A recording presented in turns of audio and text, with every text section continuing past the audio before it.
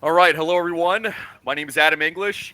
Welcome you all to Crypto with English. I'd like to introduce a very exceptional guest, Randa Al Rifai. She is the founder and president of the Lebanese Association for Digital Transformation, known as LADT. Now, this is the first NGO, non-government organization in Lebanon that is specifically dedicated to the digital transformation space. And I have to say, what is exceptionally impressive, one of her most notable accomplishments is actually creating the first blockchain and digital currency university course. So just to give you an idea, she's no rookie to the scene, to say the very least. She's also the ambassador for the IFF, Institute of the Future, which is a well-known university in Nicosia, Cyprus. She's also a very accomplished, experienced blockchain consultant and public speaker, providing numerous scholarship and writings on this subject matter. So, Randa, thank you very much for joining me today. I am very, very excited to get into the weeds about some of this subject matter. Thank you so much. I was wondering if you could tell everybody, how did you start your journey in blockchain, especially given the fact that you created effectively the first college and university course for this? Thank you, Adam, for this introduction. And I'm very happy to share my experience and the achievements that I did in this field through your channel. So, starting with your question, like going back 5 years ago, um, I'm originally a banker and now I became an ex-banker. So the thing happened by coincidence. I got to be introduced to Bitcoin and then blockchain. Sure. I was self-taught about this and I got certified in Lebanon. Like I was the first one as a woman in Lebanon to get certified in the Bitcoin and digital currency and blockchain. So that was an advantage for me because I was ahead of others, let's say, in this field. And I didn't want to keep this for myself. So I started a community where we can share the knowledge, information, experience, everything that is happening in the market about this. So that was when I started the Bitcoin and blockchain Beirut lab, which is a community where we share our knowledge and experience, and we also collaborate on potential projects, or we get a consultancy from one of the members that is, for example, working outside Lebanon on such projects. So this grew gradually within the 5 years, and now we're known that we were the first community in Lebanon to spread the knowledge and awareness.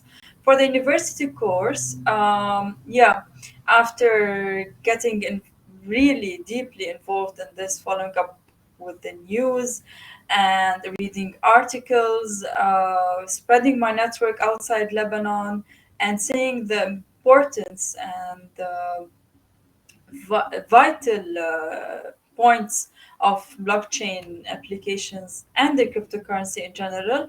So I thought that yes, that this should be taught officially in a school, university, institution, anywhere where the students can be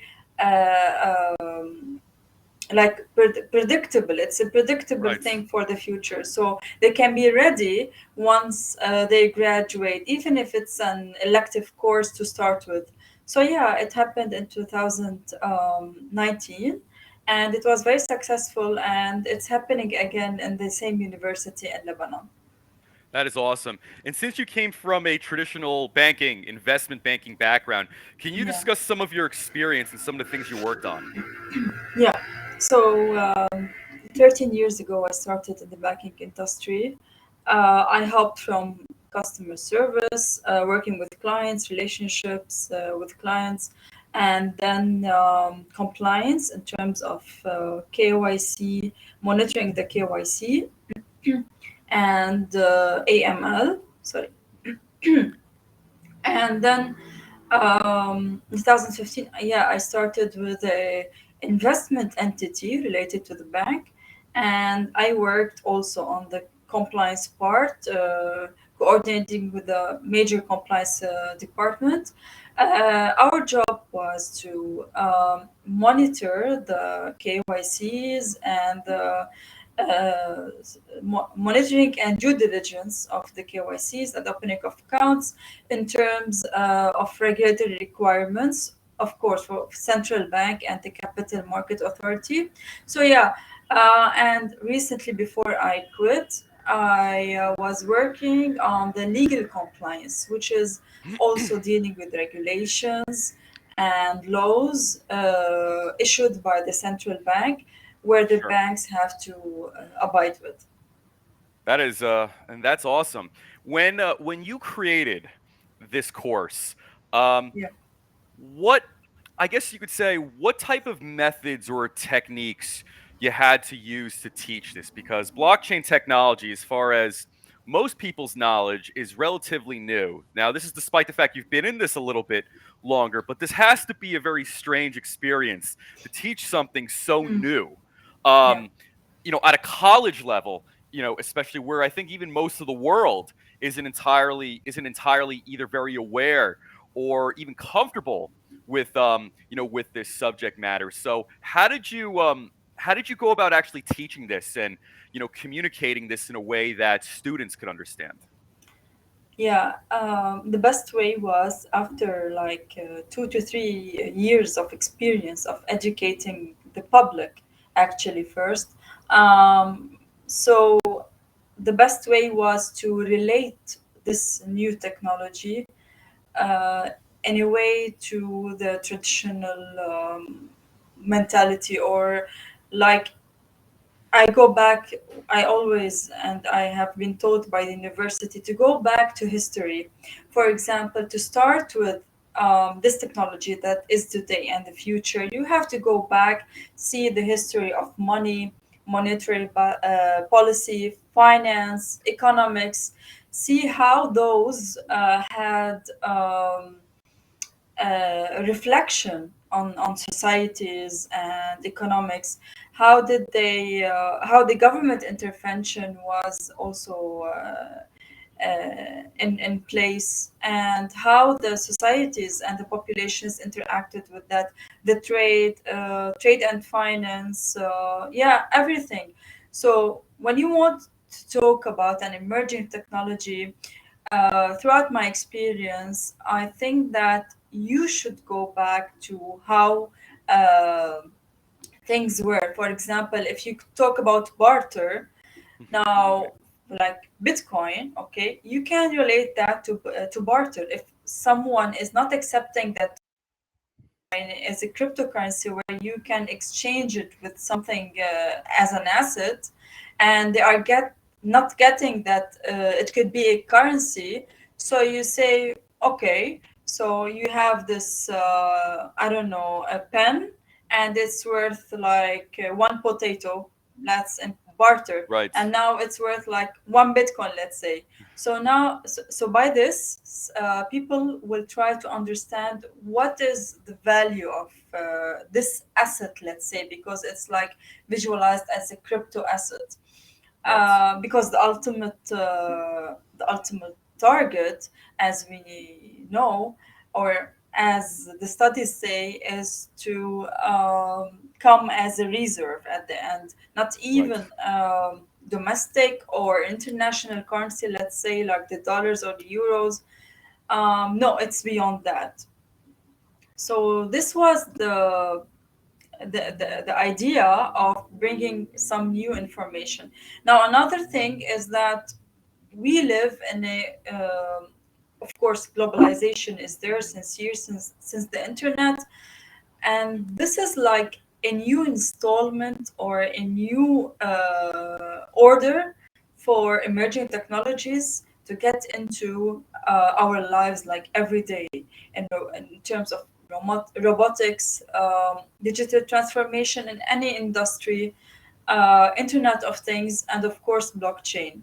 uh, And of course, look where we have started in the metaverse, for example. Right. So it's all connected, as I believe, and I have seen that, and I'm seeing it more and more. So these students, when they go online and they search for robotics or they listen to YouTube channels or whatever, they read articles, so they can relate. Like nowadays, recently, blockchain has.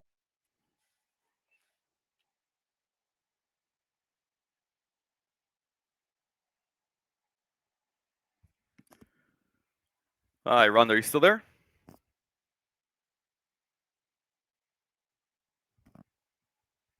Hello?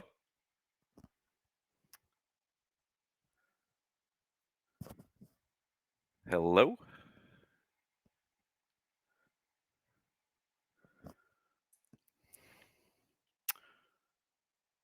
Bear with me one moment. I think we may have hit some technical difficulties. Oh, Yes, I'm hi, here. Randa, are you back? Okay. Yes, I'm back. All right.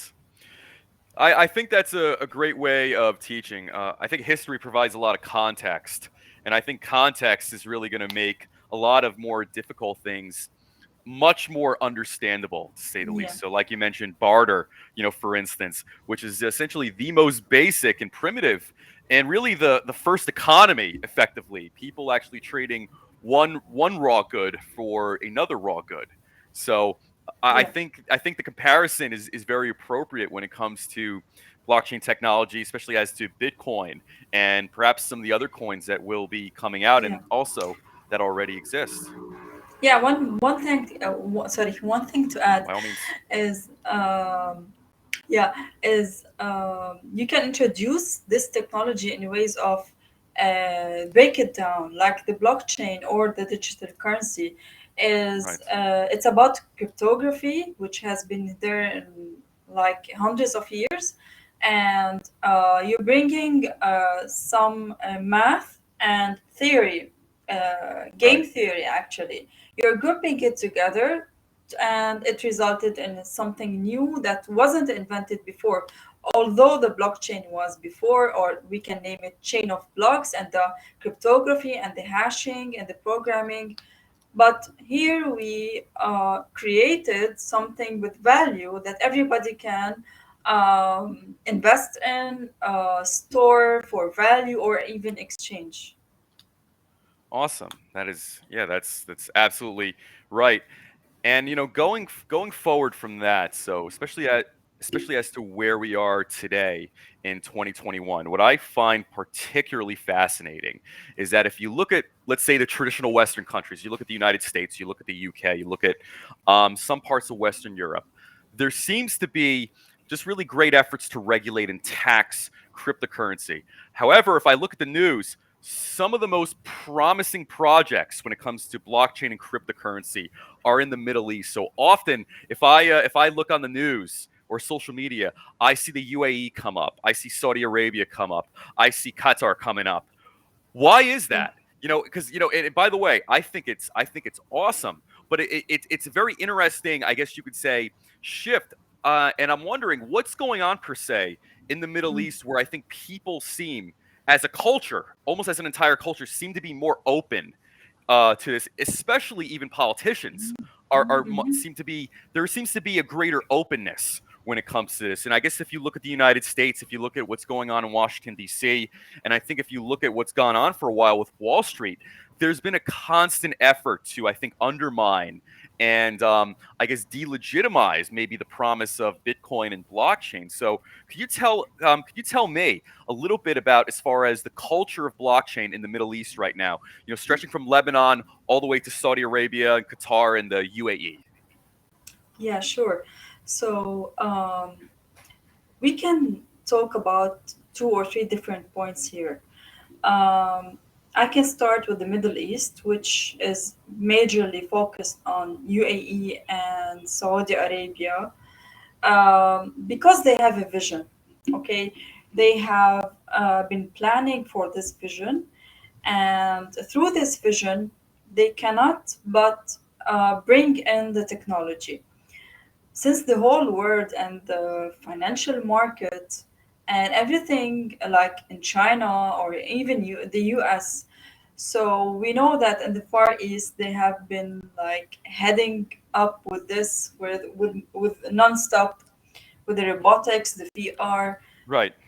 So we cannot exclude this from a 2030 or whatever it is the number vision. Okay, Right. so that was the intention, I think. And what happened is, uh, I can read between the lines that there was a huge market for fuel and oil and, you know, petroleum. But now the whole tent and the trend is towards data. So it's either data analytics or cybersecurity or everything that is with data. So, of course, we know that one of the main of technologies and even the base of blockchain or coding and programming is the usage of data. So this is why everybody is going to that direction. This is one. Second, the openness of governments and politicians, or I can say more like a government in the UAE, as far as I know, uh, has been open to such topics and new developments since uh, like 20 to 30 years ago. So we have been always saying Dubai and Abu Dhabi, like number one, leading the space of technology development in the Middle East. As for Saudi Arabia, I think the same had happened because of the vision of 2030. And yeah, I've seen things growing there, like the central bank digital currency that they have been working on, Right. and the 𝗟𝗶𝗃𝗀𝗃 currency, which is a digital currency coming between all GCC areas. Yeah, I think you did No, I that answer your question? absolutely explained it. In fact, it seems like there's like a conscious, intentional aim to, Yeah, I think maybe change the economy more towards, data and AI as kind of, yeah, something that's going to bring in money and, yeah. prosperity, and maybe Like moving away more from traditional petroleum, exactly. industry type stuff. So I think that's Yeah, awesome. because more investors will come in, the more injection of money, more market development, everything that is positive to the economy. This is one. And two, as for UAE and Dubai, they have been automating governmental officials before the hype of blockchain. So, Wow. like in 2017, they started also the vision of bringing all the government in terms of documents and transactions on the blockchain. So this is Wow. why they have created and established many entities, authorities, and recently working on regulations and laws. Uh, yeah, for that purpose. And I have to mention Bahrain also in the Middle East. Oh, Bahrain. Yeah, that was one of the Uh, other countries I forgot to mention. Yes, they come up a lot yeah, as well. so they have been doing a lot of good job in terms of like the first Middle Eastern country to give a license for an exchange in the Middle East, which is rain.ph. So yeah, that was fascinating news when they started, and I think they are getting there and even more developing. So would it be fair to say that there's a growing startup culture right now in this entire region with Yeah, all this going on? Because being here in the United States, I've always heard about the UAE in particular, especially being very business friendly, as yeah, far as companies coming over and yeah, essentially trying to, I guess, create and launch their startups, yeah, especially as to tech. And for me, I look at that as very, very promising. I look at that area especially as an incubator, an ideal incubator with very, very good conditions, especially as to I think maybe I think the fact of the matter is it's very it's very free market friendly in particular. That's what Yeah, I know the UAE in particular as. So yeah, I think that's absolutely incredible. As far as your journey is, in creating LADT, the Lebanese Association yeah. for Digital Transformation, what was that process like, especially being one of the few women in this space as well at the time? What was that process like creating that organization? Did you also have opportunities to mentor other women who want to, come up in this space and become leaders and, create all these different types of projects? What was your experience like there? Yeah, for Lebanon, starting with the community was a big step for me and the, the members actually, because they found each other. Like we used to group each other and talk about it with joy. Like, wow, you know about Bitcoin. I've read this book. I've read this article. We shared a lot of information together. That was uh, like a stepping stone for us. And our first milestone was the establishment of the association.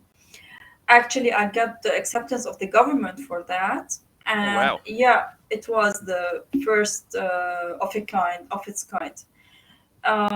We have been doing consultancy activities. We didn't promote or market the association a lot because it was born in like 2018, Okay. and we started the political and financial crisis here in Lebanon since 2019, and that was a block for us. Although I've been challenged to make this happen, and I'm still challenged to do that in Lebanon. Uh, but blockchain and digital currency and technology is everywhere, and it's without borders. Right. So you cannot like put the constraints in your way and just stand there. As for inspiring and empowering women, well, actually, what was happening the previous years is inspiring and empowering men. That was easy for me because my major audience were men, because they are Got it. into technology and programming more than women, like worldwide, and especially in the Arabian countries. So recently, it was like an eye opener for me. Okay, we need women in this. This is why I participated with Lavinia,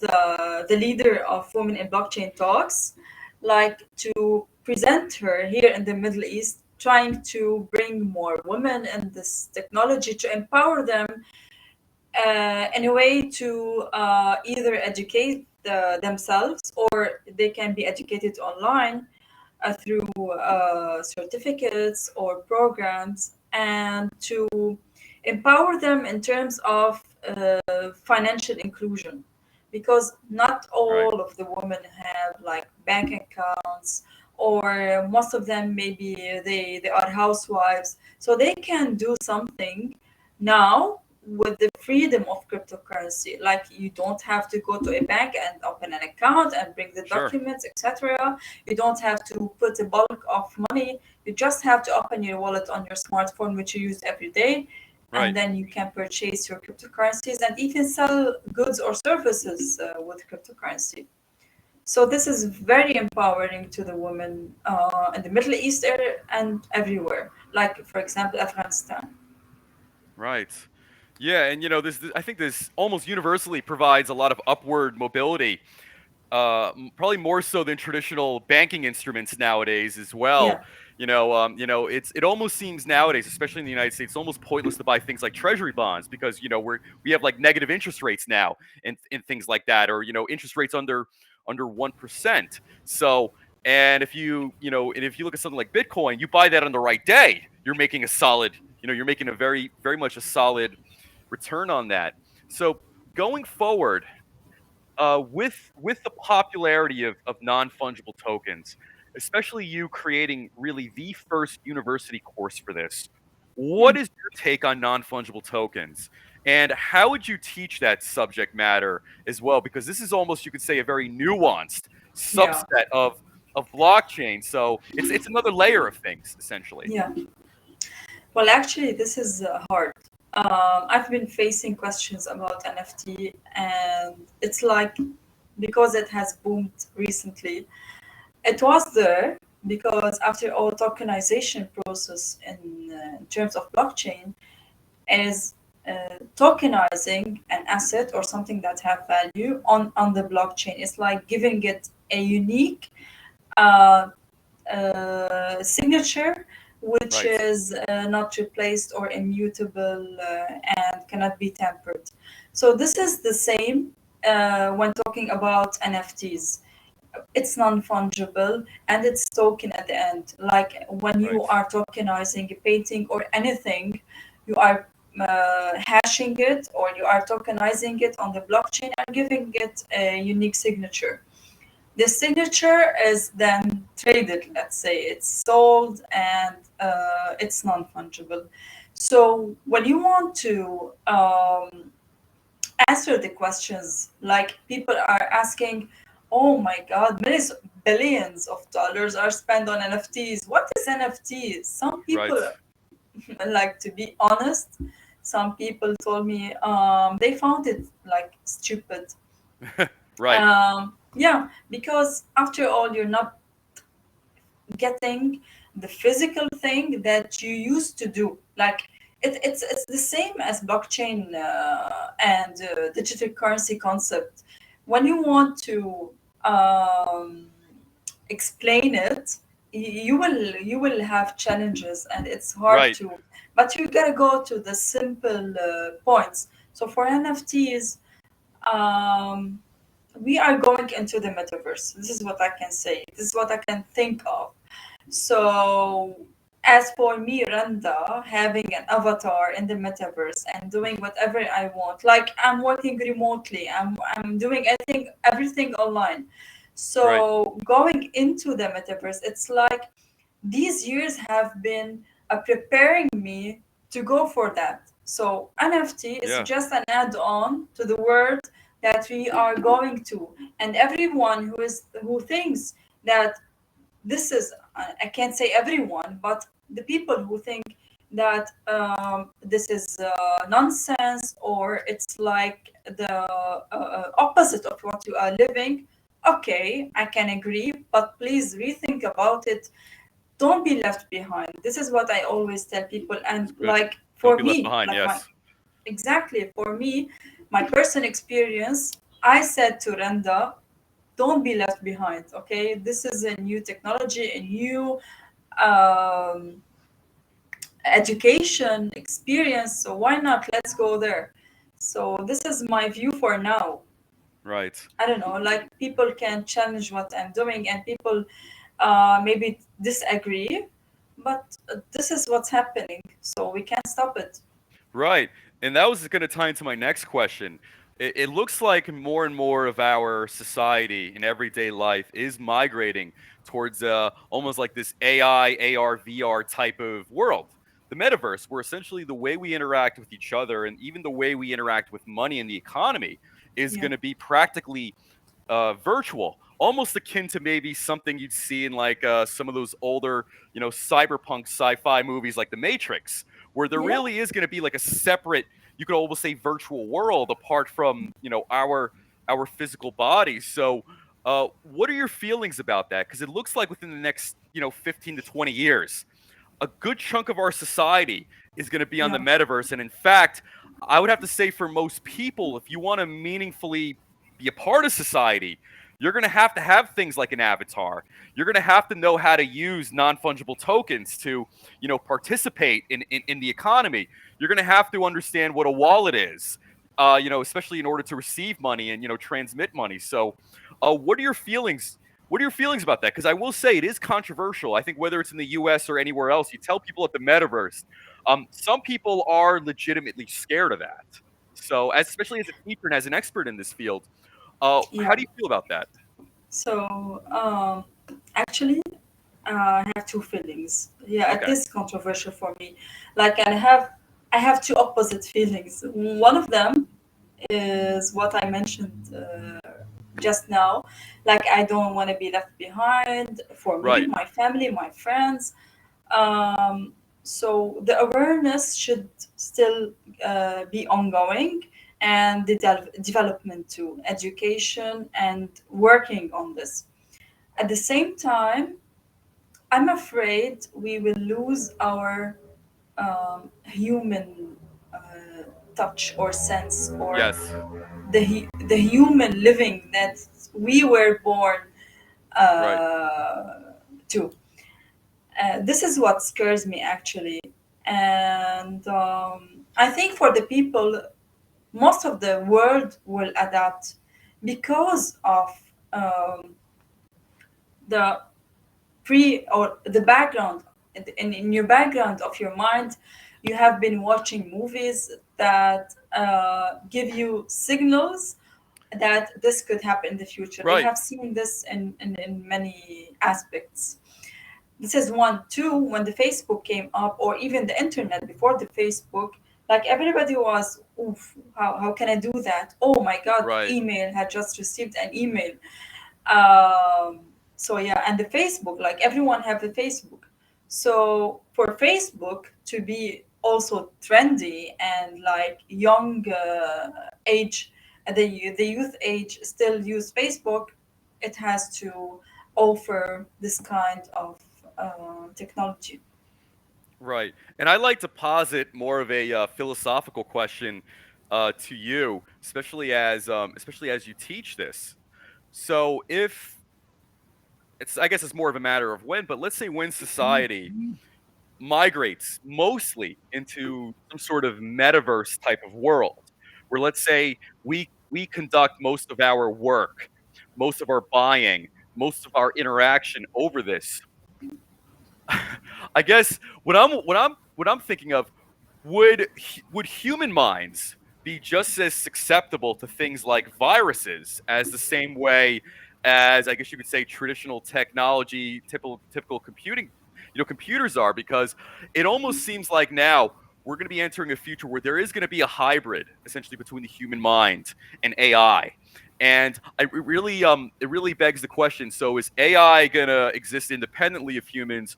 Are humans essentially going to be integrated into some sort of AI, type of world? So, for instance, let's say if this is 30 years down the line, and let's say I'm in the metaverse, virtually shopping on Amazon, for instance, and let's say, could I get hacked based on maybe somebody's access to my avatar or somebody's access to my wallet? And I guess that would leave a lot of ethical and moral questions, Yeah, to address as well. I kind of wanted to know what you thought about that. yeah, I thought about that and the moral ethical aspect actually. And like I told you, I'm scared of this because we cannot like predict everything. Once we are in, we can look up for the gaps and the loops. The thing is, you said the human role. It's like you're saying the human role or existence versus the AI. um, because of that, because I was aware of that, and everybody that follow up such things either on the YouTube channel or the movies, let's say, or like Right. yourself, they know that this might come, and we have seen this in the ages ago with the machines and the machine learning actually also. So this is going on, and it's nonstop. Everybody wants this, like what I'm seeing around me from the Right. environment. So I think that I did a good job for myself, and going into the blockchain and cryptocurrency, and now becoming a consultant, I can be still important, or I can have an important role in Yes. the coming development of economies and societies, because of consultancy. So I advise people, like, even if they mind this metaverse, or they don't find it suitable for them or their families, um, I think it's going to happen whether you accept it or not. So try to prepare yourself for such thing. Wow, that's and yeah, that's incredible, and I absolutely agree. And especially because you are a woman entrepreneur in this space. You're also an accomplished expert and scholar in this space. What do you think this means for jobs over the next 10 to 20 years? Because you know, as you know, it seems to be that the world is essentially going to be in some sort of hyperinflation economic crisis, and I think it has been, for a very long time. And I think especially now with AI and robotics, a lot of jobs are being replaced, by that technology. But at the same time, too, I think there's also going to be an equal need for people. Let's say Mm, understanding blockchain, understanding the metaverse, understanding yeah. non-fungible tokens. And I'm a father, so I have a 4-year-old son. So I think, what are his job prospects, going to look like? Let's say by the time he becomes an adult, by the time he graduates college and things like that. So, as a scholar, what do you think the economy is going to look like? And do you think it will be better or worse in the long term? Um, in terms of the hyperinflation that you mentioned and the economies, I think that there's a cycle that has been happening through ages. Oh yeah, So exactly. So Bitcoin, when it was there in 2008, it wasn't born out of nowhere. It was born because of the crisis, because of the hyperinflation, because of the ownership or the authorization of economies, of finance, and the injection of money, and the recession and the hyperinflation.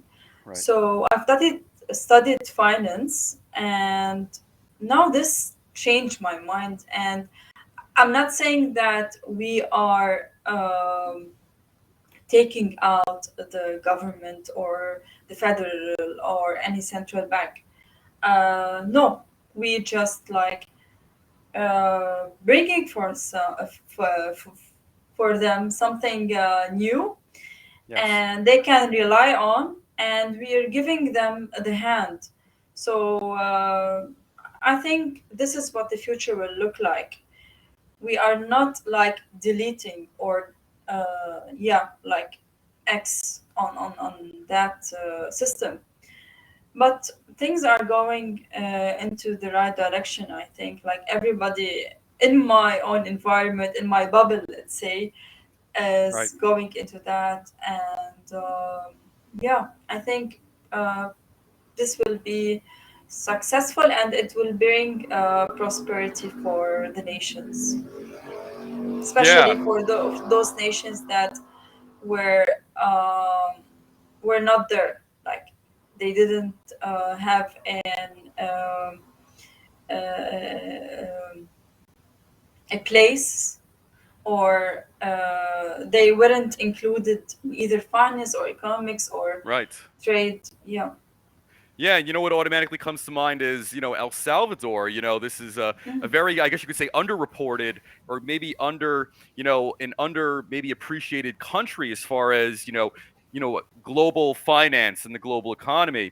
And you see this year how they officially adopted and legally recognized Bitcoin as, as an exchange, as essentially an exchange of value, as a legal tender, so to say. Tender. Yeah. Yeah. So especially, so looking at that, uh, how do you think El Salvador will end up playing a role in this space in the future? Do you think it will be a great role, or do you think maybe their success is over exaggerated, or maybe their potential is, over exaggerated, right now? I guess my question would be, what do you think their significance is by doing what they did this year? Yeah, what they did is they were the pioneers to do that. They had the courage and the ability to bring this on their country.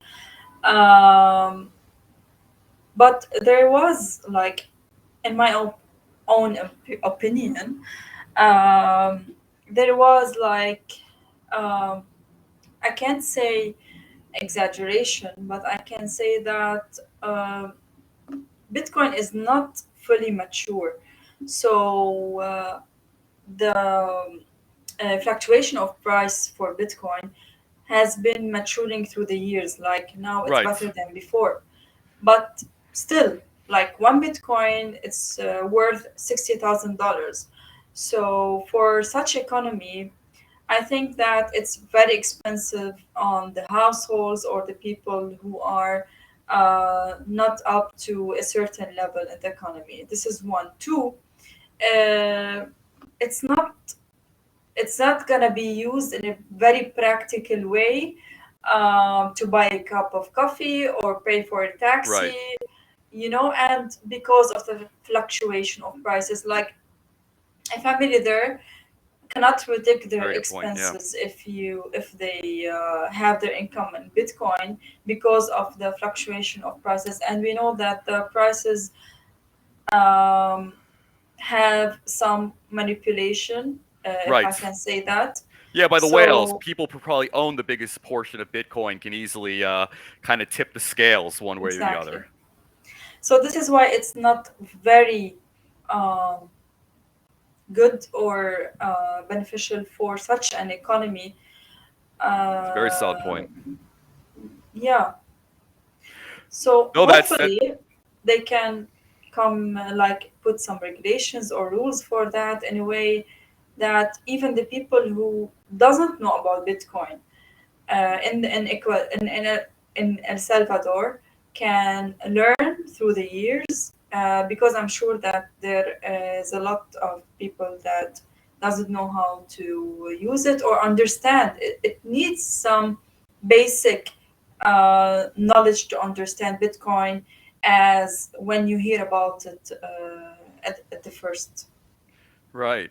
And by the way, and that is definitely an excellent point. The fact of the matter is Bitcoin, it's very volatile. It fluctuates. So it can be from Yeah, 67,000 per coin one day, and then it could be 55, yeah, this is something what like happened that. So, yesterday to today. yeah, which is really just what happened recently. So it makes you wonder if you're a country trying to adopt this and you're trying to Mm, get middle class people, especially to use this. Um, mm, this may be very destabilizing, as a counter argument, having this, you're almost kind of rolling the dice each day you're using it. Is this going to be a good day to buy everything in Bitcoin, or is this going to be a day where, I effectively lose money, or my family loses money, or, mm, something like that. So those are, I think, some very good points to be conscious of, because I'm sure, as you'll see, if you go on social media, there are some people who are, completely bullish on Bitcoin and will not really entertain or really, I guess, be very eager to listen to maybe some of the counter arguments to blockchain and Bitcoin in particular when it comes to this. So I think really for people to learn about this, there has to really be a healthy understanding of the good and the bad on this. exactly. And especially Yeah. being a teacher on this, being an instructor, what do you think about the environmental consequences of, I guess you could say, mining and minting of cryptocurrencies, especially Bitcoin?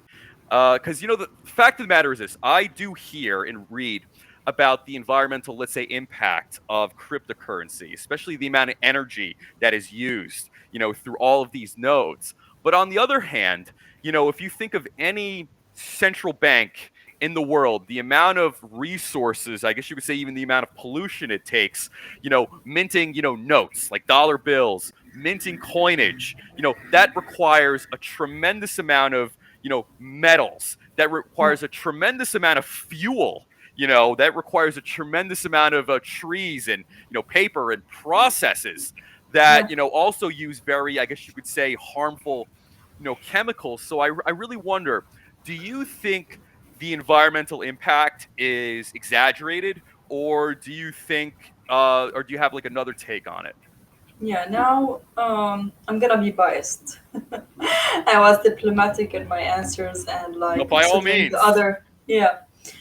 But now I'm gonna be biased because I had a presentation about this like 5 months ago here in Lebanon, and we've talked about this. We have compared just what you mentioned, the printing and the trees and papers and whatever it is of the banks all around the world and the mining.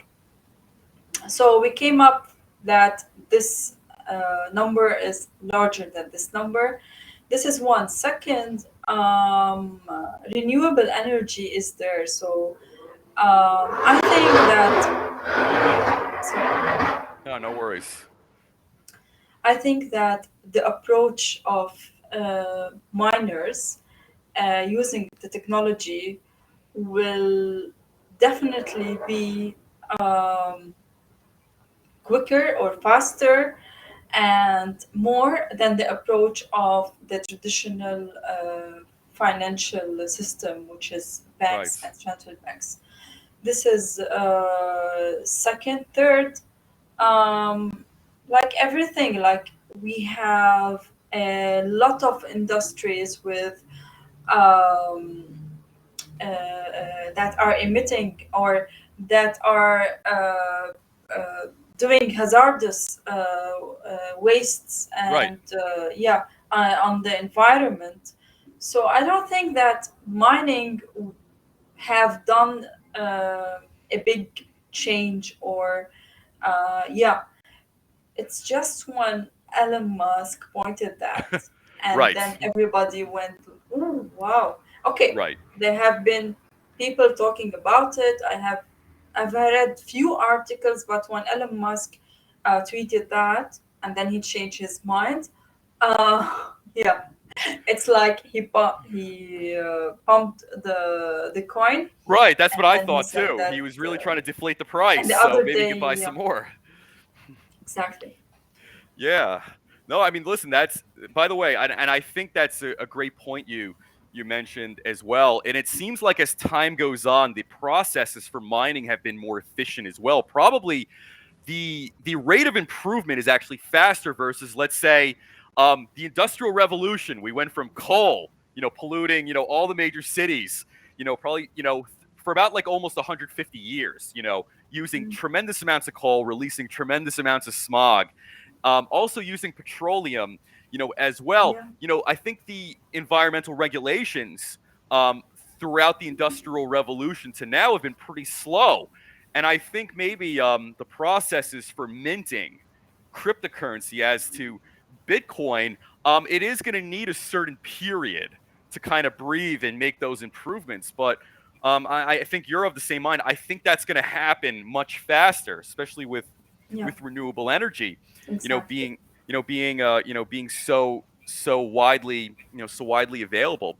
And Yeah. as far as Bitcoin and price manipulation, I think that's a very very good point to touch on, especially with Elon Musk. I think for a lot of people who are in this space, I think it can be I think it could be reasonably said that he is a whale when it comes to Bitcoin, between whatever his holdings are as an individual and even as Tesla for for a while as well. So if you look at countries like El Salvador, and maybe if you look at countries who want to, let's say, even just adopt Bitcoin, how I guess you could say, what are Bitcoin's weaknesses to those whales, for instance? So, let's say if hypothetically I'm in El Salvador, I'm Mm. using Bitcoin on a daily basis. Elon Musk tweets something all the way in America, like in Texas, where I think his factory is going to be now, and that drops the price. That is going to be very, very chaotic, Yeah. for, let's say, hypothetically myself and probably people, Around. in my community. So Yeah. I know he's only one of probably many whales in this space, but what do you think? How susceptible do you think Bitcoin is to manipulation? Just on a daily basis or like a weekly basis? Recently, this has been increasing Yeah. the the weight, and it wasn't there before. Maybe Right. because the price of Bitcoin was just like few hundreds of dollars, and this is unfortunately sad for me to admit it. But yeah, uh, hopefully we will have a system or something like the community of Bitcoiners can try to stop this. Or, you know what? I think that the adoption of Bitcoin, which is depending on the awareness and the knowledge and why there's Bitcoin, why we are using it, how it can facilitate things. This is how the mass adoption grows, and this is how people that are not manipulators like myself, are believers, can Right. really add something tangible to this. Like, I'm a hodler and I don't sell my bitcoins until like 10 years from now, Right. or I want to inherit them to my children. Right. So this is how the manipulation could be regulated, let's say, or stopped. Wow. Yeah, that's those are some very solid points to say the least. Especially, I have a son, and I'm thinking to myself, okay, I'm a hodler like yourself, so I've been holding on to Bitcoin. Like, I would like to one day, pass this on to him, especially as it, Yeah. appreciates over time. And I really wanted to get your take on these meme coins. Now, this has been a recent phenomenon. It started with Dogecoin, probably a little under 10 years ago. And now we have all these other type of coins now. We have like Shiba Inu coin. We have like Saitama coin. We have I notice a lot of them are Japanese dog themes, and I also have a Shiba Inu as well. So on one hand, I kind of like it because that's my dog. But the other hand, too, I wonder: is this a trend? Is this for real, or do you think this is maybe some sort of pump and dump, some sort of long game type of pump and dump scheme kind of going on? Yeah, it is, because now the name Shiba Inu makes me, it's funny. This is this is how much I appreciate this coin. The Yeah. thing is, whenever something is new, and the people are like getting into it more and more, Yes. everyone has a creative mind. So what happened in cryptocurrency is that Bitcoin came, and then Ethereum, and then a bunch of coins. Like, everybody wanna experiment this coin, this Right. this this thing, that blockchain, or and the difference between Bitcoin and any other cryptocurrency, even Ethereum. So the first thing is that we don't know the inventor. Right. Satoshi Nakamoto is unknown, anonymous, and the solid decentralization of Bitcoin, the scalability of Bitcoin, everything. So the thing is, the other coins, like the wave of ICOs, Right. it was hilarious, really. Yes. It was like, what? People are coming to me, this ICO, can I invest in this? I used to tell them, no, please be very careful. And Right. recently, the scams of coins, not as an ICO, it's just like tokenizing an asset or anything, bringing a solution to nothing relevant, and putting it on the market.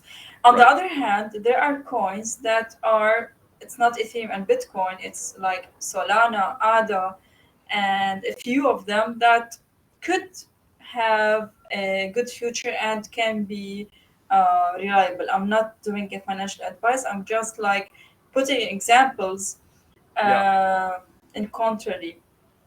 So the hype has been there. People always want to ride the hype, Right. and it's like your sense, your common sense, your realization of whether I do an investment in this coin or not. It's like maybe you are investing in Shiba Inu for like pennies, Right. nothing important. Yeah, why you invest in Bitcoin in thousands of dollars. This Right. is the difference. Right. Yeah. Absolutely. And I wanted to know your thoughts on the Binance Smart Chain and Solana. So, the historical, or I guess you could say typical arguments about Ethereum high gas prices for one, and transaction speed. And now I think we have some of these newer players on the scene. So we have Solana, which has shown a lot of promise this year, and the Binance Smart Chain as well has shown an incredible amount of promise this year as well. What are your thoughts on those two essentially being kind of the new status quo in blockchain as far as making dApps and creating tokens and things like that? Do you think Ethereum will be obsolete at some point? I guess that's my question. Yeah, like in my opinion, no, I don't think so. It's there. Okay. It's gonna be there, like Bitcoin, for example. It's not like Bitcoin. I mean, in the value and the Right. market capital. I mean, in the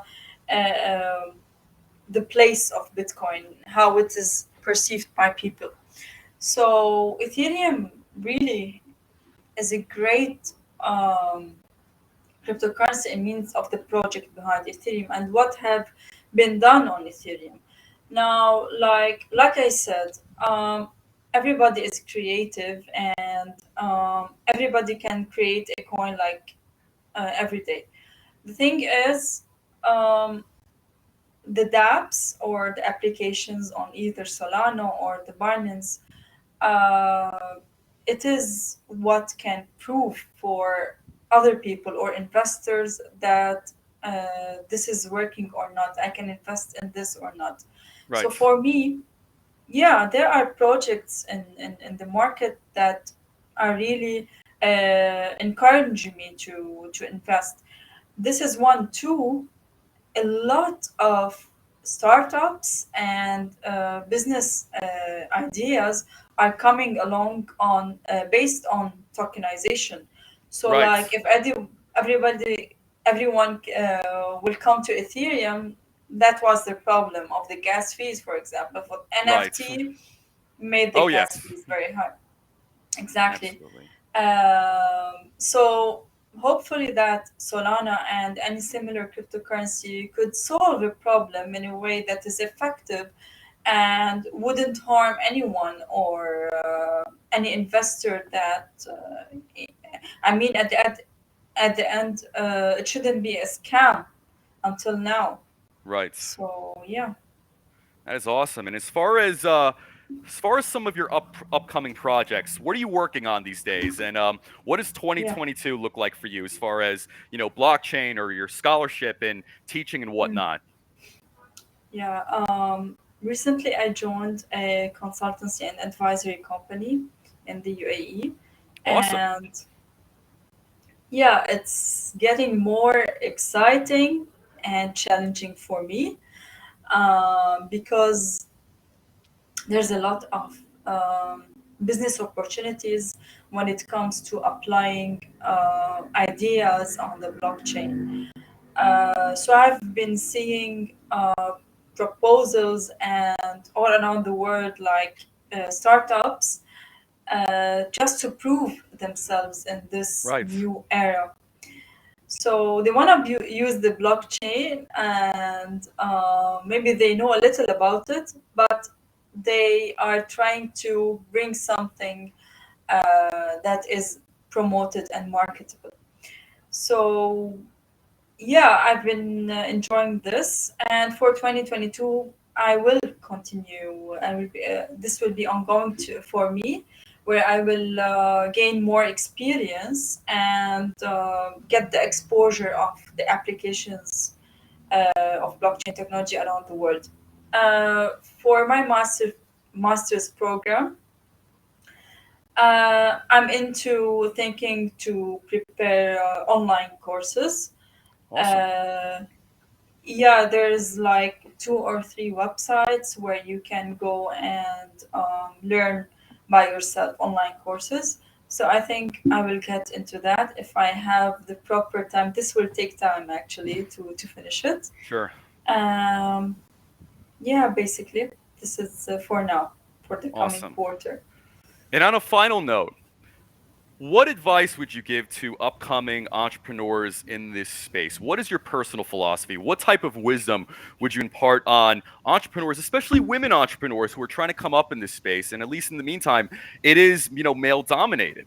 So Given your journey, what type of advice, what type of wisdom, what type of, little, I guess you could say, little quips would you provide to people? Yeah, first, if you are talking about women, this is your chance. Like I'm addressing the women now. This is your chance and Right. opportunity, yeah, to upgrade your knowledge and to be familiar with what's happening around you.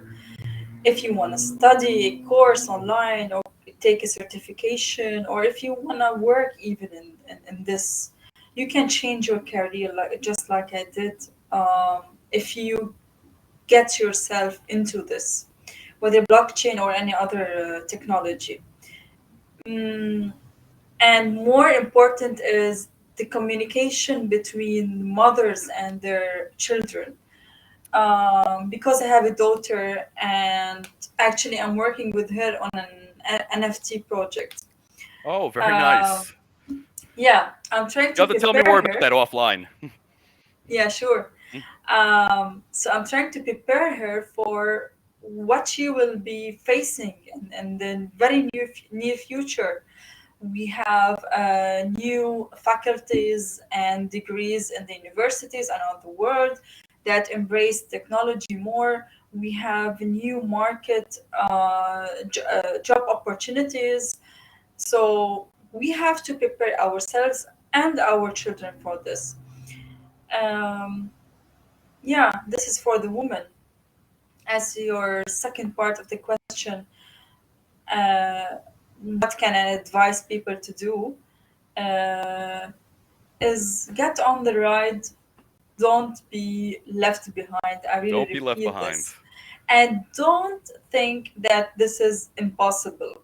It's just put a new mentality, like update your mind, your mindset, Yeah. and go into this. It's challenging. It's not very easy, but everybody can do it. It's there and it's online. Yeah. I mean, Right. yeah, it's better than before. Well said. I don't think that could have been better put. Randa, it was an absolute pleasure having you on the live stream today. I think we touched on a lot of good topics, and especially, I think everybody can walk away with the theme. Don't be left behind. And, even more so, I would say Yeah, it's not too late to jump on, right now. I exactly. think, change your mindset. Don't listen too much to all the noise out there. So, I think we covered some great stuff today.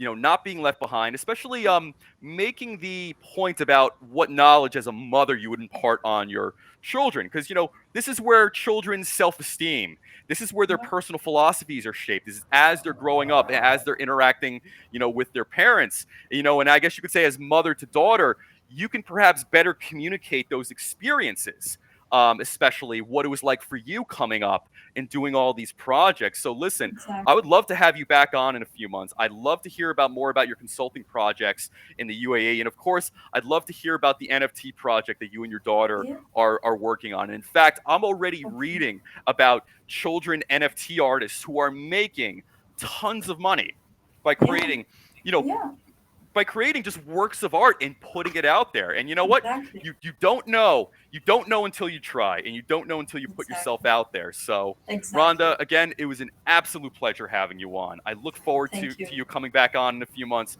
and hearing about everything. Thank you so much. It was my pleasure to really discuss this with you. The questions were like straight to the point Oh, thank you. and needed. Yeah, they're very needed. Like people have to hear about this aside from the academic and the theoretical parts of blockchain and Right. the business industry. They have to hear the experiences and be prepared. And one more slogan, if I can say, Sure, by all is means. the future is now. Okay, I have been saying this for 2 or 3 years. The future is now. We can't keep on saying in the future, in the coming Right. future. It's now. It's here. So be Yes. part of it. Awesome. Well Oh, said. thank you. Well said. I could not I couldn't agree more. Randa, listen, have an awesome weekend. Let's you. talk soon. Like I said, I'd love to hear about the project, the NFT project you and your daughter are working on. In fact, I should probably get my son to start, learning Yeah. some of this stuff as well. He's 4, he's Mhm. drawing and stuff like that already. So maybe I could take some pointers from you on that. Open a wallet for him and buy some cryptocurrencies. Definitely, definitely. Yeah. Absolutely. Rhonda, thank you again Thank you. and take care. I'll talk to you soon. Bye. Thank you. Bye.